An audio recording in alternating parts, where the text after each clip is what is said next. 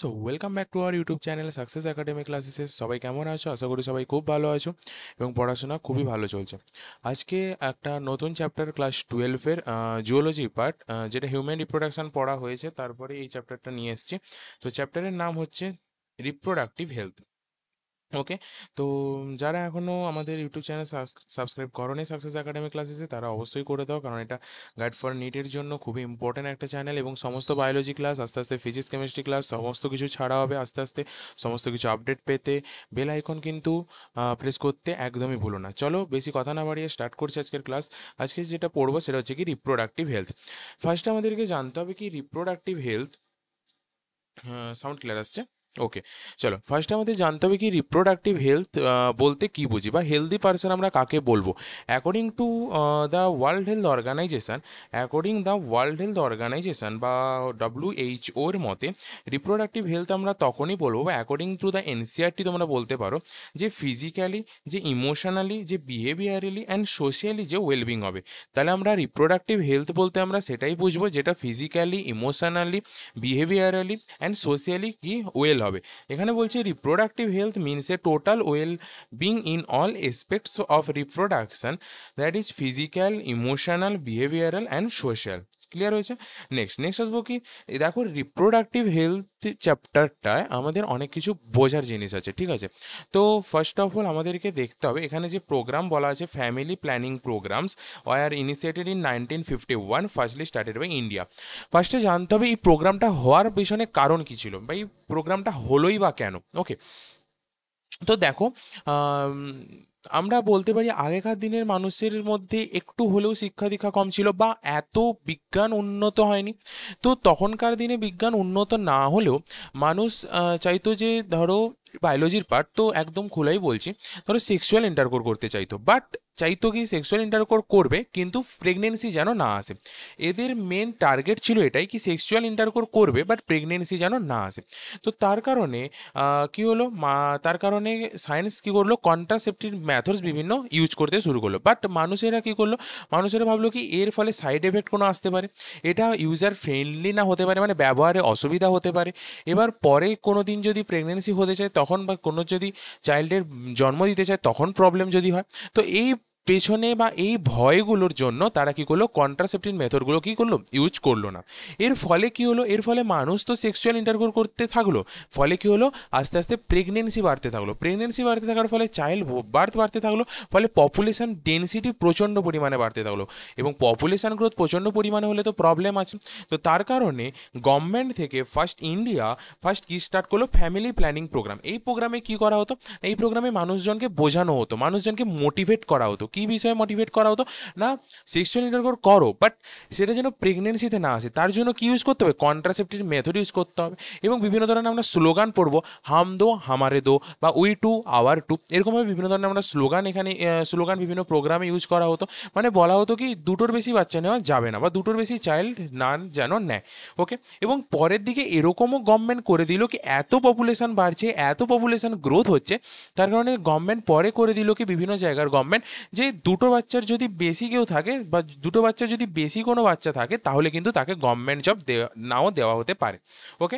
তো এখন এই প্রোগ্রামটা কিন্তু স্টার্ট আছে, এই ফ্যামিলি প্ল্যানিং প্রোগ্রাম, এখন সেটা নাম হয়েছে reproductive and child health care, যেটা আমরা পরিচিত RCH নামে। তো কোশ্চেন এখান থেকে আসতে পারে, family planning programs are initiated in 1951, এই সালটা জিজ্ঞাসা করতে পারে। বাট এখানে আসতে পারে যে এটা ফার্স্টলি কোথায় স্টার্ট হয়েছিল, না ইন্ডিয়া, বা ইন্ডিয়া এটা ফার্স্ট স্টার্ট করেছিল। নেক্সট কোশ্চেন আসতে পারে এখান থেকে, যে কারেন্টলি প্রোগ্রামের নাম কি, reproductive and child health care. Okay. এখানে খুব মন দিয়ে চাইল্ড হেলথ কেয়ার, ওকে, যেটা RCH নামে পরিচিত। ওকে। চলো নেক্সট পার্টে আমরা আসবো কি, অ্যামনিওসেন্টেসিস। বিভিন্ন টপিকগুলোকে তুলে তুলে করা হয়েছে, ঠিক আছে, অ্যাকর্ডিং টু দ্য এনসিআরটি। তো অ্যামনিওসেন্টেসিস বলতে আমরা কি বুঝবো, না এখানে বলছে, ফার্স্টে বলে দিই এখানে কি বলছে, it is performed about 15 to 16 week of pregnancy. বলছে যে প্রেগনেন্সির 15 থেকে 16 উইকের মধ্যে এই অ্যামনিওসেন্টেসিস করা হয়। ফার্স্টে বলি যে এই যে নেক্সট লাইনটা লেখা আছে, নেক্সট লাইনটা বলার আগে কিছু কথা বলি, যে দেখো অ্যামনিওসেন্টেসিস কি, তোমাদের মনে কোশ্চেন আসতে পারে, বা অ্যামনিওসেন্টেসিস জিনিসটা কি। দেখো অ্যামনিওসেন্টেসিস হচ্ছে, বলছে এখানে প্রেগনেন্সির 15 থেকে 16 উইকের মধ্যে এই অ্যামনিওসেন্টেসিস করা হয়। না দেখো এখানে আমরা একটা ডায়াগ্রাম করেছি, দেখো এটা একটা অ্যামনিয়ন লেয়ার, এটা হচ্ছে ফিটাস, এটা কি ফিটাস, এটা হচ্ছে অ্যামনিয়ন লেয়ার। এবং এই যে ক্যাভিটি আছে না, এই যে ফিটাস এবং অ্যামনিয়ন লেয়ারের মধ্যে যে ক্যাভিটি, একে বলা হয় কি অ্যামনিওটিক ক্যাভিটি। অ্যামনিওটিক ক্যাভিটির মধ্যে কি থাকে, অ্যামনিওটিক ফ্লুইড থাকে। আমরা এই কালেক্টেড দ্য অ্যামনিওটিক ফ্লুইড, আমরা এই অ্যামনিওটিক ফ্লুইডকে কালেক্ট করে বিভিন্ন এক্সামিনেশন করতে পারি। কীরকম, ধরো যে ফিটাসটা আছে বা যে ধরো চাইল্ড বার্থ হবে বা যে চাইল্ড বর্ন হবে, তার কোনো ক্রোমোজোমাল ডিসঅর্ডার আছে কিনা তা জানতে পারি, কোনো জেনেটিক ডিসঅর্ডার আছে কিনা জানতে পারি, কোনো মেটাবলিক ডিসঅর্ডার আছে কিনা জানতে পারি। আমরা পরের দিকে এটাও জানতে পারি অ্যামনিওসেন্টেসিসের ফলে যে can be used in sex determination, sex ডিটারমিনেশনের জন্য এটা কিন্তু ইউজ করা হতো। কীরকম, এটা করা হতো কি, ধরো অ্যামনিওসেন্টেসিস তো করা হলো chromosomal disorder, genetic disorder, metabolic ডিসঅর্ডারের জন্য। মানুষজন কি করতো, ফার্স্টে এটাকে কিসে কাজে লাগাতো, সেক্স ডিটারমিনেশনে। সেক্স ডিটারমিনেশন বলতে, সেক্স ডিটারমিনেশন বলতে যে চাইল্ড বার্থ হবে বা যে চাইল্ড বর্ন হবে, সেই চাইল্ডটা ফিমেল হবে কি মেল হবে, ফিমেল হবে কি মেল হবে। তো মানুষজন কি করতে শুরু করলো, যদি ফিমেল হয়, ফিমেল হতে থাকলে কিন্তু সেটাকে অ্যাবর্শন করে নিত, ফিমেল হতে থাকলে সেটাকে কি করতো, অ্যাবর্শন করে নিত। বাট মেল হলে তো ঠিক আছে, বাট তার জন্য কিন্তু এই chromosomal disorder, genetic disorder, metabolic, যেগুলো ইম্পর্টেন্ট বা যেগুলো খুব জানা দরকার, সেগুলো না করে সেক্স ডিটারমিনেশন করতে শুরু করলো, এবং ফিমেল এলে সেটাকে কি করতে শুরু করলো, অ্যাবর্শন করতে শুরু করলো। এর জন্য গভর্নমেন্ট এটাকে লিগেলি ব্যান করে দিল। দেখো, legally ban amniocentesis for sex determination to avoid risk of female foeticides, মানে ফিমেল ফ্যাটিসাইডসের জন্য রিস্ক কমানোর জন্য এটাকে কি করলো, গভর্নমেন্ট লিগেলি ব্যান করে দিল যে সেক্স ডিটারমিনেশন করা যাবে না। এবং পরে এটাও জানানো হলো যে যদি কোনো কাপলকে ধরা যায় যে সে প্রেগনেন্ট হয়েছে, বাট তারপরে অ্যামনিওসেন্টেসিসের ফলে সেক্স ডিটারমিনেশন করেছে, তাহলে তার কিন্তু জেলও পর্যন্ত হতে পারে। ওকে, ওকে। নেক্সট আসবো কি, রিজনস অফ পপুলেশন গ্রোথ। দেখো এখানে বলছে রিজনস অফ পপুলেশন গ্রোথ। দেখো পপুলেশন গ্রোথের তো অনেক কারণ আছে। ফার্স্ট কারণ এখানে যেটা দেখাচ্ছে, ডেথ রেট। একদম একদম কি বলছে না, ডেথ রেট দেখো কমে যাচ্ছে। ডেথ রেট কীভাবে কমছে, ধরো এখন বিভিন্ন ধরনের জায়গায়, বিভিন্ন জায়গা দেখো, প্রতিটা জায়গাতেই 100 থেকে 200 বেশি হসপিটাল হচ্ছে, বিভিন্ন জায়গাতেই বিজ্ঞান উন্নত প্রযুক্তিতে দাঁড়াচ্ছে, বিভিন্ন টেকনোলজি সিস্টেম বিভিন্ন ধরনের আসছে। ফলে কি হচ্ছে, ফলে বিভিন্ন ধরনের ডিজিজ যখনই ধরা পড়ছে, সঙ্গে সঙ্গে কী করা হচ্ছে, মেডিসিন চালু করে দেওয়া হচ্ছে, সঙ্গে সঙ্গে সেটা টেস্ট করা হচ্ছে, সঙ্গে সঙ্গে ভ্যাকসিন বের করা হচ্ছে, বিভিন্ন সায়েন্স কী হচ্ছে, আরও বিভিন্ন আস্তে আস্তে ডেভেলপ করছে। ফলে কী হচ্ছে, ডেথ রেট কমে যাচ্ছে, কিন্তু বার্থ রেট তো কমছে না, বার্থ রেট কিন্তু হতেই রয়েছে। ওকে, নেক্সট হবে maternal motility rate. Maternal motility rate দেখো, আগে প্রচণ্ড পরিমাণে মেটার্নাল মোটিলিটিও হতো। যেমন না, মেটার্নাল মোর্টালিটি রেট বলতে কি বোঝাচ্ছে, দেখো না, আগেকার দিনে মানুষ কী করতো, হসপিটালে যেত না। যখন চাইল্ড বর্ন বা বার্থ হবে, আমরা যাকে নর্মালি বেবি বর্ন বলি না, সেরকম মানে বাড়িতেই হচ্ছে, নর্মালি বেবি বর্ন হয়ে যেত। ফলে কি হতো, বিভিন্ন কেসে দেখা গেছে, বিভিন্ন কেস বলবো না, অনেক কেসেই দেখা গেছে যেখানে কী হতো, মাদার কিন্তু মারা যেত, মা কিন্তু মারা যেত। কী হতো, মেটার্নাল মোটিলিটি রেট কিন্তু আগে প্রচণ্ড ছিল। বাট এখন কি হচ্ছে, এখন যাকে আমরা বলছি সার্জারি করছে, সার্জারি করে বেবিকে বর্ন করছে, বেবিকে বাইরে বের করে আনছে। তার ফলে কি হচ্ছে, মেটার্নাল মোটিলিটি রেট কমছে, মেটার্নাল মোটিলিটি রেট কমছে। দেখো, এটা জাস্ট পপুলেশন গ্রোথের একটা পার্ট বলে বলা হচ্ছে, বাট এটা তো অবশ্যই একটা ভালো দিক, এটা অবশ্যই একটা ভালো দিক। মেটার্নাল মোটিলিটি রেট কমেছে, এটা তো অবশ্যই একটা ভালো দিক। কেন, আগেকার দিনে প্রচণ্ড পরিমাণে এই কেস দেখা যেত, মেটার্নাল মোটিলিটি রেট। বাট এখন সায়েন্স অবশ্যই ডেভেলপড হয়েছে, তার কারণে কি হচ্ছে, মেটার্নাল মোটিলিটি রেট কমছে, এটা অবশ্যই ভালো দিক একটা। দেন আসবে infant motility rate. Infant motility rate same, আগেকার দিনে কি হতো না, আগে দেখো বেবি নর্মালি হচ্ছে জন্মাতো। ফলে কি হতো, ফলে কিন্তু বিভিন্ন কেসে দেখা গেছে, বিভিন্ন কেসে কী হতো, বেবি কিন্তু ডেথ হয়ে যেত, বেবি মারা যেত। এখন তো সেটা হচ্ছে না, একদম সার্জারি, একদম ওয়েতে, একটা একটা বিশেষ একটা ওয়েতে কী হচ্ছে, একদম প্রেগনেন্সি থেকে স্টার্ট করে child birth, after child birth 6 months পুরো একজন ডক্টরের কিন্তু আন্ডারে রয়েছে। ফলে কী হচ্ছে, ইনফ্যান্ট মোর্টালিটি রেট অনেকভাবে কমেছে। ফলে কী হচ্ছে, পপুলেশন তো গ্রোথ হচ্ছেই। নেক্সট আসবো increase in number of people in reproducible age. দেখো, নাম্বার যারা রিপ্রোডিউসিবল এজ বলতে আমরা কী বুঝি, মেলদের ক্ষেত্রে 30 থেকে 35 আমরা ধরে থাকি, বাট এর ম্যারেজ এজ হচ্ছে 21 ইয়ার্স, এটা করে দিয়েছে গভর্নমেন্ট। বাট আমরা রিপ্রোডিউসিবল এজ বলতে 20 থেকে স্টার্ট করতে পারো, 20 থেকে 30-র মধ্যে তাদের হচ্ছে ইনক্রিজ হচ্ছে। ফলে কি হচ্ছে, রিপ্রোডাকশান বাড়ছে, রিপ্রোডিউস হচ্ছে, ফলে কি হচ্ছে, ফলে দেখো যারা কন্ট্রাসেপটিভ মেথড ইউজ করছে তারা তো ঠিক আছে, বাট অনেক মানুষের এখনও ভুল ধারণা আছে যে কন্ট্রাসেপটিভ মেথডের ফলে সাইড এফেক্ট আসতে পারে, কোনো ধরনের ইউজার ফ্রেন্ডলি তো নাও হতে পারে বা সহজে তো ইউজ নাও করতে পারে। তার ফলে কি হচ্ছে, অনেকে ইউজ করছে না, ফলে কি হচ্ছে প্রেগনেন্সি অকারণে আনওয়ান্টেড প্রেগনেন্সির মাত্রাও বাড়ছে। ফলে কি হচ্ছে, ইনক্রিজ ইন নাম্বার অফ পিপুলের রিপ্রোডিউসিবিলিটি। নেক্সট আসবে ইলিটারেসি। এটা তো আগেকার দিনে মানুষের মধ্যে প্রচণ্ড পরিমাণে ছিল, এখন যে নেই এটা বলবো না, এখনও প্রচুর মানুষের মধ্যে এই জিনিসটা আছে যে ইলিটারেসি, মানে বোঝার ক্ষমতা অনেকই কম। দেখো কন্ট্রাসেপটিভ মেথড ইউজ করলে আমরা পড়বো এক্ষুনি কন্ট্রাসেপটিভ মেথড কী, বা কন্ট্রাসেপটিভ মেথড ইউজ করলেই বা কী হবে, বা এটা কেনই বা ইউজ করবো। ঠিক আছে, নেক্সট আসবো কি, এটা খুব important line. According to the 2001 census report the population growth rate around 1.7% পার ইয়ার। বুঝতে পারছো কতটা পরিমাণে পপুলেশন গ্রোথ হচ্ছে। 2001 এখান থেকে কোশ্চেন এটা থেকেই আসে যে 2001 সেন্সাস রিপোর্ট অনুযায়ী 1.7% পার ইয়ার পপুলেশন গ্রোথ রেট হচ্ছে। And according to the 2011 census report the population growth rate less than 2% পার ইয়ার, 2% পার ইয়ারের থেকে একটু কম হয়তো বাড়ছে। ওকে, নেক্সট হলো পপুলেশন কন্ট্রোল। পপুলেশন কন্ট্রোল কীভাবে করবো, দেখো পপুলেশন গ্রোথ তো হতেই থাকবে, বাট সেটাকে আমাদের কন্ট্রোল করতে হবে, নাহলে বিভিন্ন ধরনের প্রবলেম আসতে পারে। First of all job problem আসতে পারে, বিভিন্ন ধরনের শেল্টার প্রবলেম আসতে পারে। এত পপুলেশন হচ্ছে মানুষ থাকবে কোথায়, বিভিন্ন বিভিন্ন ধরনের ফুডিং প্রবলেম আসতে পারে, বিভিন্ন ধরনের ফুডিং প্রবলেম আসতে পারে কীভাবে, যেমন এত পপুলেশন হচ্ছে মানুষ, ধরো যেখানে একদম জিওগ্রাফিতেই বলছি, ধরো জিওগ্রাফি অনুযায়ী ধরো বিভিন্ন জায়গায় চাষবাস হচ্ছে, তো পপুলেশন গ্রোথ যত বাড়ছে তাদের পপুলেশনে সেই সমস্ত মানুষজন বা সেই সমস্ত পিপিলের জন্য কি করা হবে, শেল্টার তারা বানাবে। তো শেল্টার বানানোর জন্য কোথায় পাবে, যেখানে ফাঁকা জমি বা যেখানে চাষ হচ্ছে সেই সমস্ত জমি ওরা কিনবে, কিনে সেখানে শেল্টার বানাবে। ফলে কী হবে, ফলে সেখানের যে চাষবাস হতো সেই চাষবাস কমে যাবে, ফলে কী হবে, ফুডিং প্রবলেম দেখা যাবে।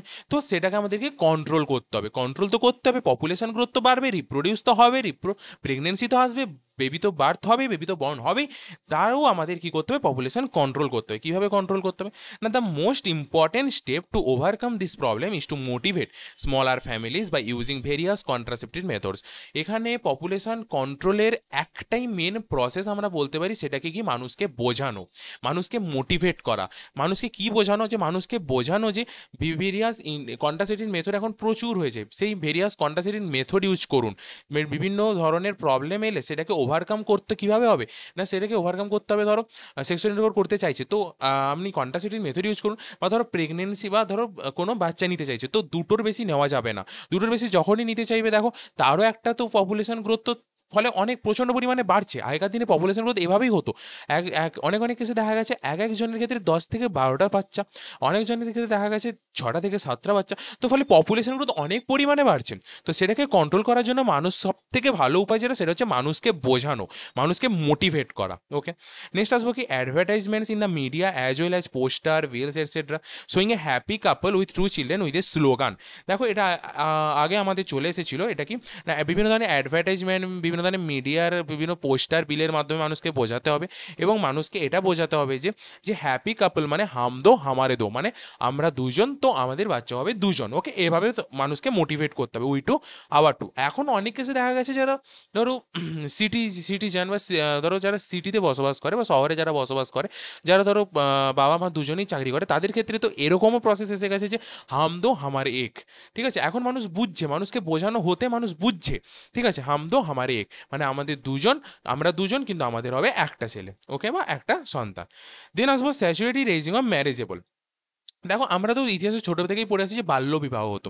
দেখো বাল্যবিবাহ হলে কিন্তু প্রচুর পরিমাণে, দেখো পপুলেশন ডেন্সিটি তো এদিক ওদিক হতোই, ফিমেল ডেথের পরিমাণ বেড়ে যেত, মেল ডেথের পরিমাণ কমে যেত, মেল দুটো আলাদা আলাদাভাবে মানে একদম পপুলেশন ডেন্সিটি বিগড়ে যেত। কিন্তু সেটা থেকে গভর্নমেন্ট কী করে দিল, ম্যারেজেবল একটা এজ করে দিল, যেটা ফিমেলদের ক্ষেত্রে হলো 18 ইয়ার্স এবং মেলদের ক্ষেত্রে হলো 21 ইয়ার্স। নেক্সট আসবো incentives given to couple with small ফ্যামিলির জন্য তাদেরকে বোঝাতে হবে। নেক্সট আসবো কি, কন্ট্রাসেপটিভ মেথড, খুব ইম্পর্টেন্ট পার্ট এখানে, একদম রিপ্রোডাক্টিভ হেলথের খুব ইম্পর্টেন্ট পার্ট হচ্ছে কন্ট্রাসেপটিভ মেথড। দেখো কন্ট্রাসেপটিভ মেথডস কী কী রয়েছে, this methods help to prevent unwanted pregnancies. বলেছিলাম ফার্স্টে আনওয়ান্টেড প্রেগনেন্সিস, দেখো সেক্সুয়াল ইন্টারকোর্স করছে, বাট যাতে আনওয়ান্টেড প্রেগনেন্সি না চলে আসে, মানুষ বুঝছে না যে সেক্সুয়াল ইন্টারকোর্স করার ফলেই কিন্তু আনওয়ান্টেড, যে ওরা চাইছে না প্রেগনেন্সি আসুক, বাট প্রেগনেন্সি চলে আসছে, কেন, কন্ট্রাসেপটিভ মেথড ওরা ইউজ করছে না। ঠিক আছে, তো কন্ট্রাসেপটিভ মেথড কী কী কি আছে, একটা হতে পারে ন্যাচারাল বা ট্র্যাডিশনাল মেথড, একটা হতে পারে ব্যারিয়ার মেথড, একটা হরমোনাল মেথড, আইইউডিএস বা intra uterine device, surgical method বা স্টেরিলাইজেশন। তাহলে কি কি বললাম, একটা হচ্ছে ন্যাচারাল বা traditional method, barrier method, hormonal method, IUDs বা intra uterine devices, surgical method বা স্টেরিলাইজেশন। ফার্স্টে আসবো কি, দেখো ক্যারেক্টারস অফ আইডিয়াল কন্ট্রাসেপ্টিভ। মানুষকে বোঝাতে হবে যে কেন আমরা কন্ট্রাসেপ্টিভ মেথড ইউজ করব, কারণ কি, কিছু তো আমাদের ফায়দা হবে, কিছু তো আমাদের প্রফিট হবে, নাহলে আমরা কেন কন্ট্রাসেপ্টিভ মেথড ইউজ করব। ফার্স্ট প্রফিট হচ্ছে কি, আমরা আনওয়ান্টেড প্রেগনেন্সি মানে যে প্রেগনেন্সি আমরা চাই না সেটা আসবে না, first of all. Second of all হচ্ছে কি, ইজিলি অ্যাভেলেবল, এটা সমস্ত জায়গায় কী হবে, অ্যাভেলেবল থাকবে বা সমস্ত জায়গায় এটা পাওয়া যাবে।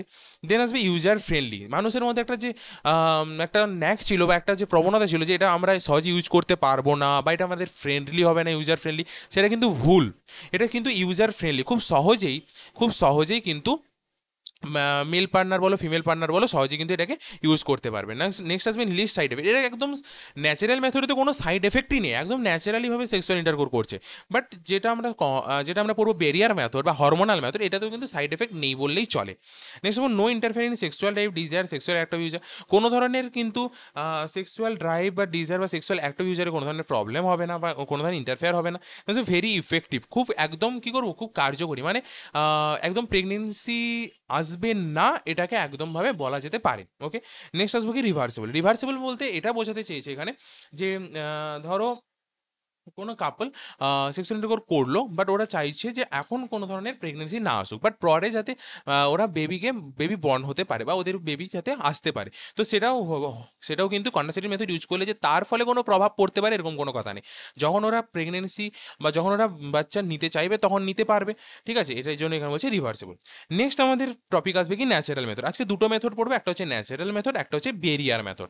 ফার্স্টে বলবো ন্যাচারাল মেথড। ন্যাচারাল মেথডে তো বুঝতেই পারছো একদম ন্যাচারালিভাবে সেক্সুয়াল ইন্টারকোর হবে, কোনো ধরনের ডিভাইস কাজে লাগবে না, কোনো ধরনের মেডিসিন কাজে লাগবে না, সাইড এফেক্টস নীল, মানে সাইড এফেক্টস একদম নেই, আর ফেলিয়ার রেট কিন্তু এখানে অনেক বেশি। হ্যাঁ, দেখো ন্যাচারাল মেথডে তুমি বলতে পারো যে তোমরা বলতে পারো যে স্যার এক্ষুনি বললেন কি ফেলিয়ার রেট হবে না বা ফেলিয়ার রেট নেই বা সেক্সুয়াল ইন্টারকোর করলেও তার ফলে যে প্রেগনেন্সি আসতে পারে এমন কোনো সম্ভাবনা নেই। দেখো সেটা কিন্তু বেরিয়ার মেথডে আমি একদম গ্যারেন্টি, দেন হরমোনাল মেথডে গ্যারেন্টি, আইইউডিএস বা ইউট্রাইন ডিভাইসে একদম গ্যারেন্টি সহকারে কিন্তু সবাই বলতে পারবে যে ফেলিয়ার রেট একদম নেই। বাট দেখো ন্যাচারাল মেথড কিন্তু ডিপেন্ড করছে যারা সেক্সুয়াল ইন্টারকোর করছে সেই মেল এবং ফিমেল পার্টনারের উপর অনেকটা ডিপেন্ড করছে। যখন আমি ন্যাচারাল মেথডগুলো পড়বো বা বলবো তখন তোমাদের বুঝতে পারবে। ওকে, তার ফেলিয়ার রেট ওখানে অনেক বেশি।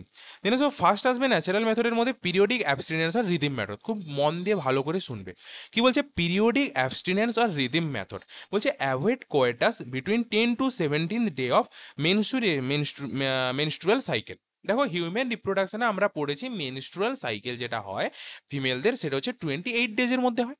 তাহলে কি বললাম, মেনস্ট্রুয়াল সাইকেল যেটা হয় সেটা 28 ডেজের মধ্যে হয়।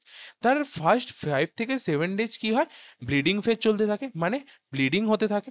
নেক্সট যেটা আসে আমরা জানি যে 14 ডেজ, 14 ডেটা খুব ইম্পর্টেন্ট ডে, আমরা জানি না যে 14 ডেতে কি হয়, ওভা প্রোডাকশন বা ওভা বেরিয়ে আসে বাইরে। দেখো আমরা হিউম্যান রিপ্রোডাকশনে পড়েছি যখন অ্যাম্পুলা ফাটে, অ্যাম্পুলা কার পার্ট, ফ্যালোপিয়ান টিউবের পার্ট, ফ্যালোপিয়ান টিউবের অ্যাম্পুলা পার্টে যখন ওভা এবং স্পার্ম সাইমেলটেনিয়াসলি ভাবে ফার্টিলাইজ করবে তখনই জাইগোট বানবে বা জাইগোট হবে বা তখনই কী হবে, প্রেগনেন্সি আসতে পারে।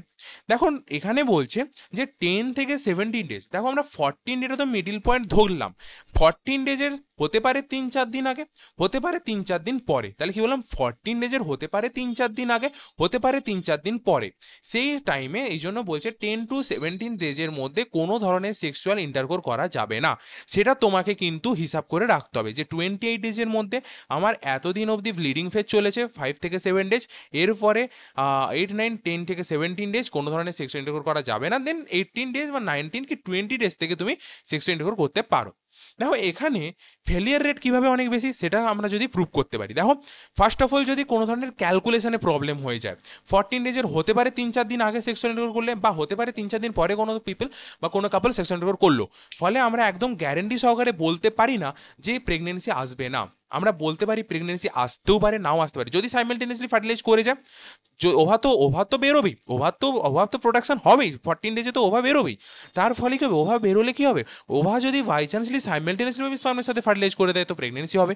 তো ফেলিয়ার রেট অনেক বেশি যদি ক্যালকুলেশনে প্রবলেম হয়। ওকে, নেক্সট আসবো উইথড্রল আর কয়টাস ইন্টারাপ্টাস। এটা খুব ইম্পর্টেন্ট, এখান থেকেও কোশ্চেন আছে। কি বলছে, the mail partner উইথড্রস his penis from the vagina just before ejaculation so as to avoid insemination. দেখো, উইথড্রল আর কয়টাস ইন্টারাপ্টাস একটা ন্যাচারাল মেথড, কোনো ধরনের ডিভাইস কাজে লাগছে না। তো কোনো ধরনের যদি ডিভাইস কাজে না লাগে, আমরা জানি সেক্সুয়াল ইন্টারকোর করার সময় মেল পার্টনার তার পেনিসকে ফিমেল ভ্যাজাইনার মধ্যে কি করাবে, এন্টার করাবে। কি বললাম, তাহলে মেল পার্টনার তার পেনিসকে ফিমেল ভ্যাজাইনার মধ্যে কি হবে, এন্টার করাবে, সেক্সুয়াল ইন্টারকোর হবে। বলছে উইথড্রল বা কয়টাস ইন্টারাপ্টাস প্রসেসটা কি, ধরো পেনিস থেকে যখন সেক্সুয়াল ইন্টারকোর করবে, পেনিস থেকে সিমেন তো বেরোবে, সিমেনের মধ্যে কি থাকে, স্যামাইনাল প্লাজমা প্লাস স্পার্মস থাকে। এবার দেখো, স্পার্মস যদি বেরিয়ে যায়, স্পার্ম যদি ভ্যাজাইনাতে পড়ে যায়, তাহলে কিন্তু ওটা কি হবে, ফ্যালোপিয়ান টিউবে অ্যাম্পুলা থেকে পৌঁছবে, এবং যদি বাই চান্স ওভা চলে আসে, সাইমেন্টেনিয়াসলি ভাবে কি হবে, ফার্টিলাইজ হবে। তো ফার্স্ট অফ অল বলি, এই প্রসেসের মাধ্যমে কি করা, বা এই প্রসেসটা কি না, যখন মেল পার্টনার তার পেনিসটাকে উইথড্র করবে বা উইথড্র করে নেবে, কখন, যখন just ejaculation, just before ejaculation, খুব মন দিয়ে, জাস্ট বিফোর ইজাকুলেশন, ইজাকুলেশনের ঠিক আগে পেনিসকে কি করতে হবে, ফিমেল ভ্যাজাইনা থেকে উইথড্র করে নিতে হবে, ফিমেল ভ্যাজাইনা থেকে কি করতে হবে, উইথড্র করে নিতে হবে। ফলে কি হবে, ফলে সিমেন কি হচ্ছে, সিমেন তো বাইরে ইজাকুলেট হচ্ছে, সিমেন তো বাইরে ইজাকুলেট হচ্ছে, কোনো ধরনের ভ্যাজাইনার সাথে কোনো ধরনের অ্যাটাচ নেই, ফলে একদম নিশ্চিন্তভাবে আমরা থাকতে পারি। বাট এখানে ফেলিয়ার রেট কিভাবে অনেক বেশি হচ্ছে, বাই চান্সলি ধরো যে মেল পার্টনার উইথড্র করলো পেনিসকে, বাট কখন করলো না, যখন ধরো কিছু টাইম ধরে ধরো ইজাকুলেশন হয়ে গেছে সিমেনের, তারপরে, ফলে কি হবে, ফলে আর আটকানো যাবে না, ফলে ফেলিয়ার রেট অনেক বেশি। ওভা যদি চলে আসে, স্পার্ম যদি চলে আসে, কি হবে, সাইমেলটেনিয়াসলি ভাবে কি হবে, সাইমেলটেনিয়াসলি ভাবে ফার্টিলাইজ করবে, প্রেগনেন্সি আসতে পারে। আসবেই বলছি না, আসতে পারে, যদি এই প্রসেসটা ঠিক মতো না হয়। তো এগুলো ন্যাচারাল মেথড না, এগুলোতে কোনো সম্ভাবনা নেই, বা মানে কোনো সিওরিটি নেই যে হবেই না বা হবেই, এরকম কোনো কিছু কিন্তু সিওরিটি আমরা বলতে পারি না। নেক্সট আসবো ল্যাকটেশনাল অ্যামিনোরিয়া। না, ল্যাকটেশনাল অ্যামিনোরিয়া কেসটা কি না, এটা হচ্ছে কি না, এটা হচ্ছে প্রেগনেন্সি টাইমটা বা প্রেগনেন্সির পরের টাইম। প্রেগনেন্সির পরের টাইম কি বলছে, ল্যাকটেশনাল অ্যামিনোরিয়া, এটা তোমরা বলতে পারো কি, এটাতে ফেলের রেট অনেক কম হয়। কেন, তার কারণ হচ্ছে ovulation and menstruation do not occur during the period of intense lactation after parturition. বলছে যখন বাচ্চার বা প্রেগনেন্সি, আফটার প্রেগনেন্সি মানে বাচ্চা যখন জন্মে নিয়েছে বা বাচ্চা যখন হয়ে গেছে, দেন তার 6 মাস, আমরা জানি যে প্রেগনেন্সি স্টার্ট হওয়া থেকে শুরু করে বাচ্চা জন্মানোর আফটার 6 মান্থস কোনো ধরনের মেনস্ট্রুয়াল সাইকেল বন্ধ থাকে, কোনো ধরনের মেনস্ট্রুয়াল সাইকেল চলে না। এবং এই সময় তোমরা জানো, এই সময় কি হয়, এই সময় প্রোল্যাক্টিন হরমোনের মাত্রা প্রচণ্ড পরিমাণে বেশি থাকে। কেন, মিল্ক ইনজেকশন হয়, এই সময় মিল্ক প্রোডাকশন হয়ে থাকে, না, তার ফলেই তো বা হচ্ছে যে নতুন যে মানে যে বাচ্চা হলো, সে তো মিল্ক ওখান থেকেই খেয়ে থাকে, মানে মিল্ক ওখান থেকেই নিয়ে থাকে না। তো তার ফলে কি, প্রোল্যাক্টিন হরমোনের মাত্রা অনেক বেশি থাকে। প্রোল্যাক্টিন হরমোনের মাত্রা বেশি থাকলে কি হবে, প্রোল্যাক্টিন হরমোনের মাত্রা বেশি থাকলে the chances of conception are almost nil. কি বলছে, the chances of conception are almost nil. ঠিক আছে, এটা অনেকের ক্ষেত্রে হয় না, বাট যারা করে বা pregnancy, after pregnancy up to 6 মান্থসের মধ্যে ধরো যদি কোনো সেক্সুয়াল ইন্টারকোর করা হয়, তাহলে একদম গ্যারেন্টি তো সহকারে বলতে পারি না, বাট বলতে পারি যে কোনো ধরনের কিন্তু প্রেগনেন্সি আসতে পারবে না। ওকে, তাহলে আমরা কি পড়লাম, একবার রিভাইজ। ন্যাচারাল মেথডের মধ্যে 3টে মেথড পড়লাম, একটা হচ্ছে পিরিয়ডিক অ্যাবস্টিনেন্স অর রিদিম মেথড, একটা হচ্ছে উইথড্রল অর কয়টাস ইন্টারাপ্টাস, একটা হচ্ছে ল্যাকটেশনাল অ্যামিনোরিয়া। ক্লিয়ার হয়েছে। নেক্সট আসবে কি, বেরিয়ার মেথড। দেখো, বেরিয়ার মেথড হচ্ছে কি, একদম বলতে পারি আমরা, বেরিয়ার মেথড একদম তোমাকে সিওরিটি দিতে পারি বা সিওরিটি দেওয়া হয় যে কোনো ধরনের প্রেগনেন্সি আসে না। তার কারণ আমি বলছি, তার কিছু তো কারণ আছে যার কারণে সিওরিটি দেওয়া হয়। দেখো, barrier method are available for both male and female, সেটা মেল এবং ফিমেলের জন্য, উভয়ের জন্য কি হয়, অ্যাভেলেবল থাকে।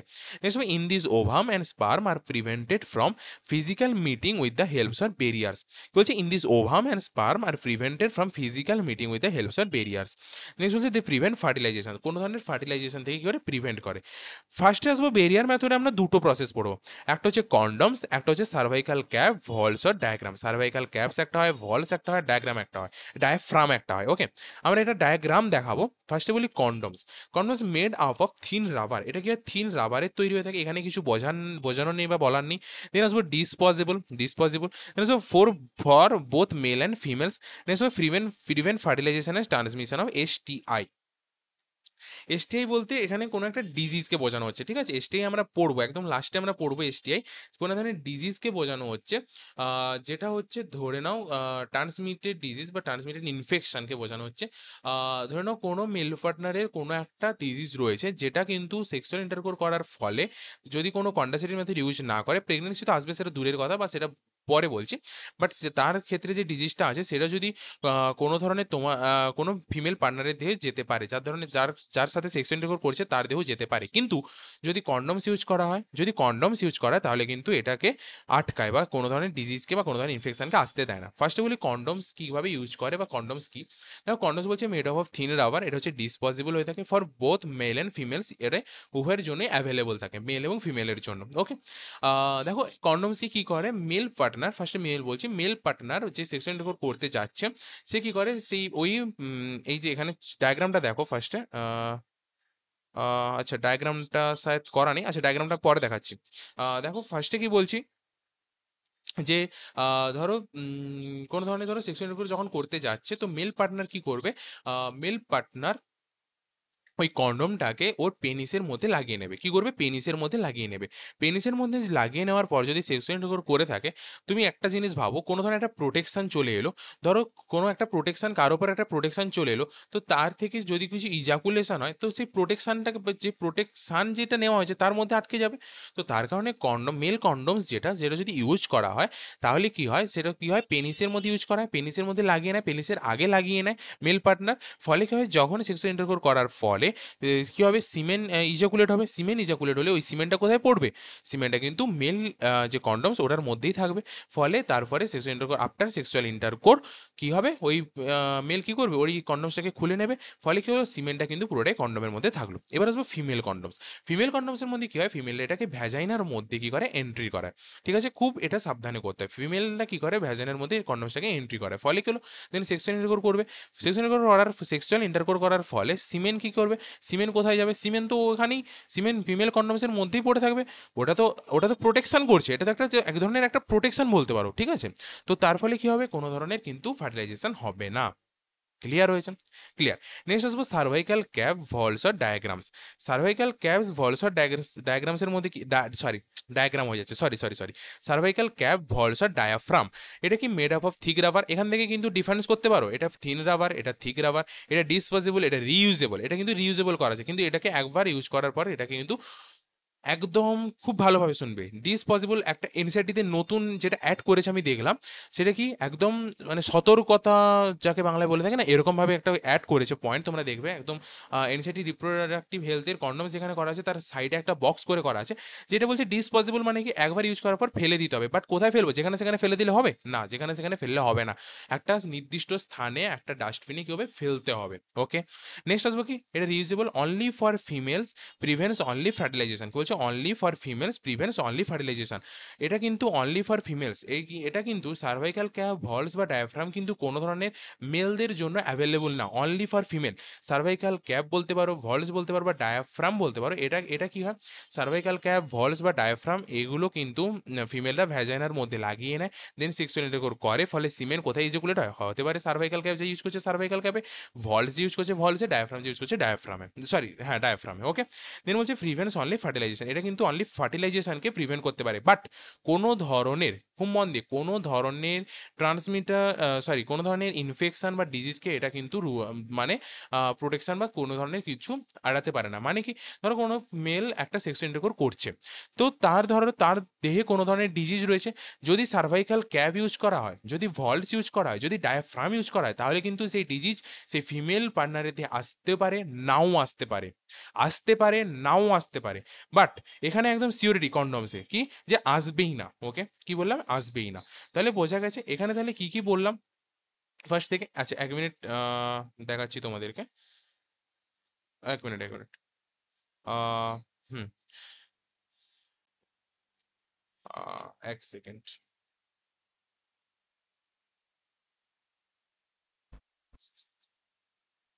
হ্যাঁ, তো চলো আমি যে ছবিটা তোমাদের দেখাবো বলছিলাম, এখানে ছবিটা সাথে করা রয়েছে এখানে বেরিয়ার মেথডে। হ্যাঁ, বেরিয়ার মেথড, এই দেখো, এটাকে বলছে কন্ডম ফর মেল। এটাকে আমরা কোথায়, এটাকে মেলরা কোথায় করে, মেলরা পেনিসের আগে লাগিয়ে নেয়। এবং এটা হচ্ছে কন্ডম ফর ফিমেল। এই ফিমেলরা কি করে, ভ্যাজাইনার মধ্যে এটাকে এন্ট্রি করে। ওকে, দেন এখানে হচ্ছে যে আমরা দুটোর পিকচার পেয়েছি, একটা হচ্ছে সার্ভাইকাল ক্যাপ, একটা হচ্ছে ডায়াফ্রাম।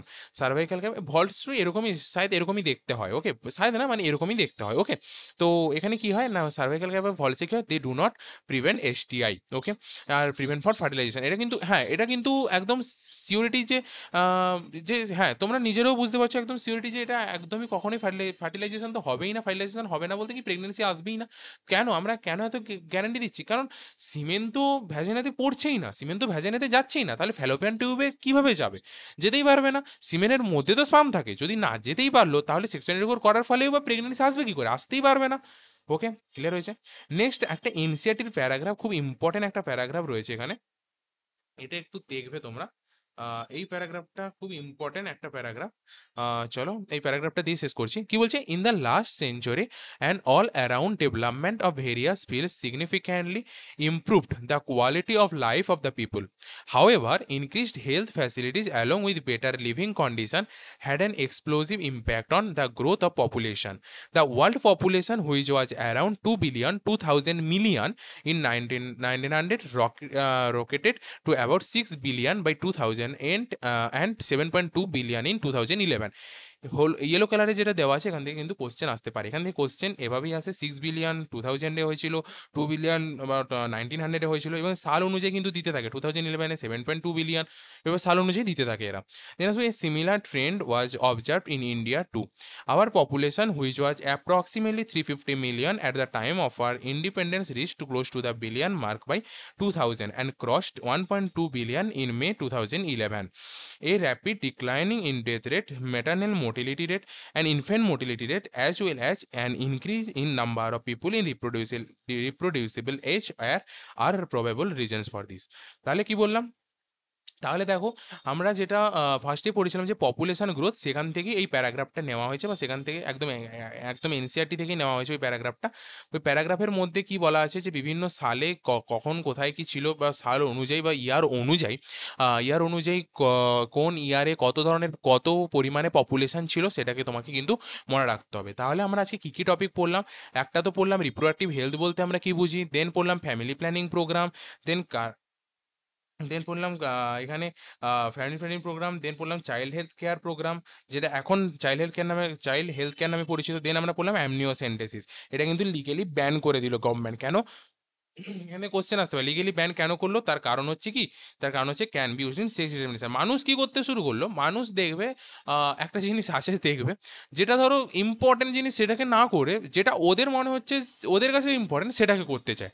এর ফলে কি হলো, লিগেলি ব্যান করে দিল। ফলে কিন্তু অনেক মানুষ যারা চাইতো যে, যারা চাইল্ড বর্ন বা বার্থ হচ্ছে, বা যাদের ধরো প্রেগনেন্সি এসছে, তারা জানতে চাইতো যে ক্রোমোজোমাল কোনো ডিসঅর্ডার আছে, যারা একদম মানে যারা একদম ঠিক ছিল যে আমরা এগুলোই জানবো, যে ক্রোমোজোমাল কোনো ডিসঅর্ডার আছে কিনা, জেনেটিক কোনো ডিসঅর্ডার আছে কিনা, মেটাবলিক কোনো ডিসঅর্ডার আছে কিনা, তাদেরও কিন্তু প্রবলেম হতে শুরু করলো, লিগেলি ব্যান করে দিল। ফলে এখন হতে হয়, এখন হয় কি বলবো, এখন হয় না এমন বলবো না, এখনও অ্যামনিওসেন্টেসিস হয়ে থাকে, বাট সেক্স ডিটারমিনেশনটা এখন হয়তো শায়দ বন্ধ রয়েছে, বা করা হয় না, যেহেতু লিগেলি ব্যান করে দেওয়া হয়েছে। হয়তো ধরা পড়লেও বিভিন্ন ধরনের করা যেতে, বিভিন্ন ধরনের জেল হতেও পারে, এর ভয়ে হয়তো অনেক ডক্টরও করতে চায় না, বা অনেক ডক্টর কিন্তু অনেকে অ্যাডভাইস করে যে না, এটা করার দরকার নেই, বা এটা করা ঠিক না। ঠিক আছে, দেন আমরা পপুলেশন গ্রোথ পড়লাম। পপুলেশন গ্রোথের পরে পপুলেশন গ্রোথ তো হবেই, পপুলেশন গ্রোথ তো বাড়তেই থাকবে, পপুলেশন তো বাড়তেই থাকবে। দেন সেটাকে কন্ট্রোল তো কীভাবে করতে হবে, কন্ট্রোল করার একটাই প্রসেস, মানুষকে বোঝাতে হবে, মানুষকে মোটিভেট করতে হবে। নেক্সট আমরা পেলাম এখানে কি, কন্ট্রাসেপটিভ মেথড। আজকে তাহলে দুটো কন্ট্রাসেপটিভ মেথড হলো, একটা হচ্ছে ন্যাচারাল বা ট্র্যাডিশনাল মেথড, একটা হচ্ছে বেরিয়ার মেথড। নেক্সট ডে আসবে হরমোনাল মেথড, আইইউডিএস এবং সার্জিক্যাল মেথড। ওকে, নেক্সট ডে আসবে হরমোনাল মেথড, আইইউডিএস বা ইন্ট্রা-ইউটেরাইন ডিভাইস, এবং সার্জিক্যাল মেথড। ওকে, দেন আসবে ক্যারেক্টার্স অফ আইডিয়াল কন্ট্রাসেপটিভ, বিভিন্ন ধরনের কন্ট্রাসেপটিভ, বিভিন্ন ধরনের যে কন্ট্রাসেপটিভ করলে বা করায় যে কোনো ধরনের কোনো লস নেই, বরং আরও কী হবে, সেক্সুয়াল ইন্টারকোর্স করলেও কোনো ধরনের আনওয়ান্টেড প্রেগনেন্সি আসবে না। তার একটা প্রুফ এখানে দেখালাম, এটা খুব easy available, user friendly, least side effect বিভিন্ন ধরনের বললাম। দেন ন্যাচারাল মেথডে বললাম, ন্যাচারাল মেথডে কিন্তু ফেলিয়ার রেট অনেক বেশি হয়ে থাকে। এখানে কোশ্চেন আসতে পারে ফেলিয়ার রেট বেশি কোন ধরনের কন্ডাসিটিভ মেথডে, আমরা কি বলবো ন্যাচারাল মেথডে। ওকে, তো ন্যাচারাল মেথড আমরা তিনটে মেথড পড়লাম। দেন বেরিয়ার মেথডে দুটো পড়লাম, একটা হচ্ছে কন্ডমস, একটা হচ্ছে সার্ভাইকাল ক্যাপ, ভলসার ডায়াফ্রাম। দেন আমরা ছবি দেখলাম, এটা হচ্ছে কন্ডম ফর মেল, এটা হচ্ছে কন্ডম ফর ফিমেল, এটা একদম এনসিআরটি থেকে ছবি নেওয়া। ওকে, মানে সার্ভাইকাল ক্যাপ এবং ডায়াফ্রামটা আমাদের টিমের তোলা। ওকে, অ্যান্ড নেক্সট আসবো কি, they do not prevent STI. এটা কিন্তু খুব ইম্পর্টেন্ট একটা they do not prevent STI, কোনো ধরনের কিন্তু ইনফেকশন বা ডিজিজকে এটা কিন্তু আটকাতে পারে না। এটা একদম মেন, যদি ডিফারেন্স খুঁজতে চাও না, এটা হচ্ছে মেন ডিফারেন্স। এটা হচ্ছে কোনো ধরনের ইনফেকশন বা ডিজিজকে কিন্তু আটকাতে পারে, বাট এ কিন্তু আটকাতে পারে না। নেক্সট আমরা একটা প্যারাগ্রাফ পড়লাম যে কোন ইয়ারে কত ধরনের পপুলেশন গ্রোথ ছিল সেটা। নেক্সট, ওকে, দেন আমরা পড়লাম এখানে এগুলো তো আমরা দেখে নিয়েছি, মেটাল মর্টিলিটি রেট কমছে, ইনফ্যান্ট মর্টিলিটি রেট কমছে, এর ইনক্রিজ হচ্ছে কি number of people are reproducible age 20 থেকে 30 করতে পারবো, 31 থেকে 35 এরকম ভাবে ধরতেই পারো। ওকে, চলো, থ্যাংক ইউ। এটা ছিল রিপ্রোডাক্টিভ হেলথের ফার্স্ট পার্ট। তো রিপ্রোডাক্টিভ হেলথের ফার্স্ট পার্ট তোমরা দেখো, যেখানে বুঝতে পারবে না অবশ্যই কমেন্ট করো, কোনো প্রবলেম নেই। এবং এটার আস্তে আস্তে এটা তো করা হলো, নেক্সট আসবে হরমোনাল মেথড, দেন আইইউডিএস, বিভিন্ন ইন্টারইউটেরিন ডিভাইস এবং সার্জিক্যাল মেথড আসবে। নেক্সট ইনফার্টিলিটি আসবে, ইনফার্টিলিটি থেকে ইনফার্টিলিটি এখন অনেক ধরনের নিউ প্রসেস বেরোচ্ছে, তো সেখান থেকে আসবে হরমোনাল মেথড, বিভিন্ন ধরনের পিলস আসবে, তোমরা হয়তো পড়ে রেখেছো পিলস আসবে। তো চলো, আজকের ক্লাস এতটাই ছিল। যদি কোনো প্রবলেম হয়ে থাকে এরপরে এনসিআরটি রিডিং আসবে রিপ্রোডাক্টিভ হেলথের উপর। তো চলো, যদি কোনো প্রবলেম থাকে অবশ্যই কমেন্ট করে জানাও, যেখানে বুঝতে প্রবলেম হচ্ছে। তো চলো, থ্যাংক ইউ।